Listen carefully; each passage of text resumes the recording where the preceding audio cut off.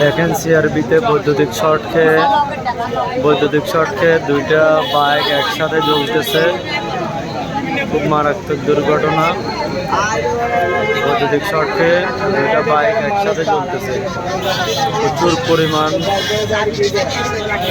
পরিমাণে আগুন বিস্ফোরণ হয়েছিল এবং গাছগাছলা ভেঙে গেছে। গাছগাছলা ভেঙে এখানে প্রচুর পরিমাণ গাছগাছলা ভেঙে গেছে।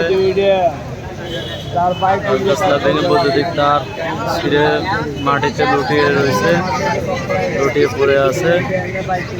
আপনার দুইটা বাইক একসাথে বৈদ্যুতিক তার পরে শর্ট কানেকশনে দুইটা